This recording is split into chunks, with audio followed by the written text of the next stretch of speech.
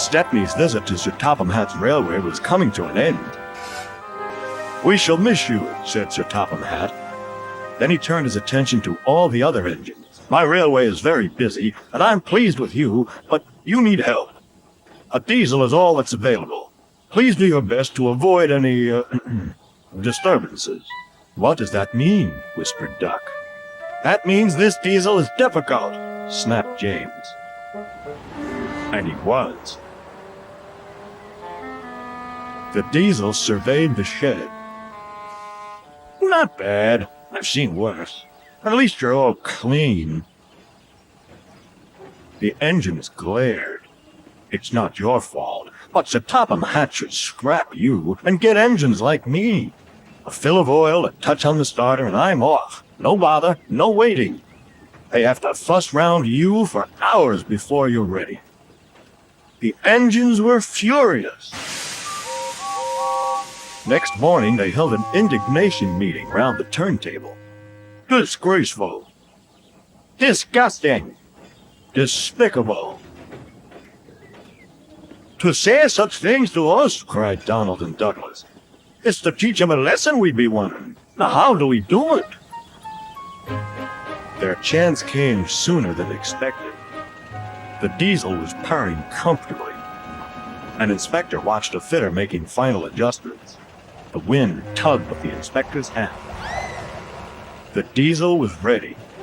"Look at me, Duck and Stepney. Now I'll show you something." He rolled proudly toward his coaches.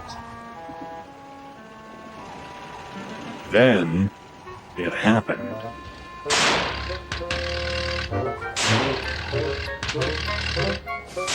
Shaking and spluttering, the diesel stopped.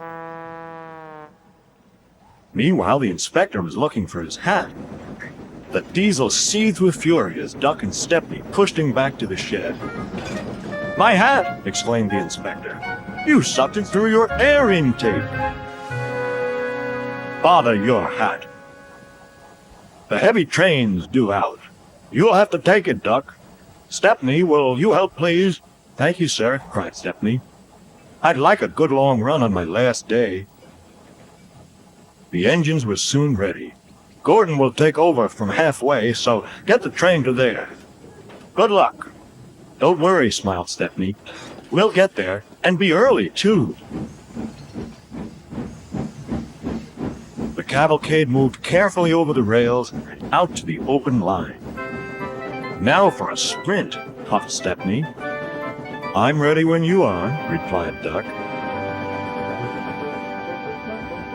Soon they were whizzing through Edward Station.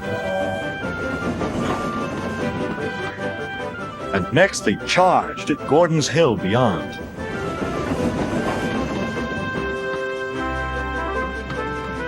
They felt the drag of the heavy coaches here. It was hard work.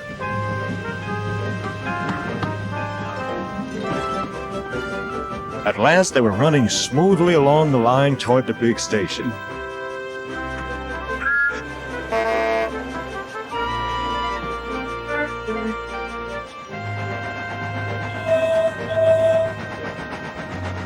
"Hello, you're early," said Gordon. "That's one in the headlamp for old Diesel. James says he's sick as boiler sludge and sulking in the shed. Serves him right for saying we're out of date." And Gordon chortled away. Next day, everyone came to say goodbye to Stepney. "Come back and see us soon," whistled the engines. "And you are always welcome on my Bluebell Railway, too," replied Stepney. Then he puffed away. What about Diesel? He'd slipped out while no one was looking. But he left two things behind: a rather nasty smell and a battered bowler hat.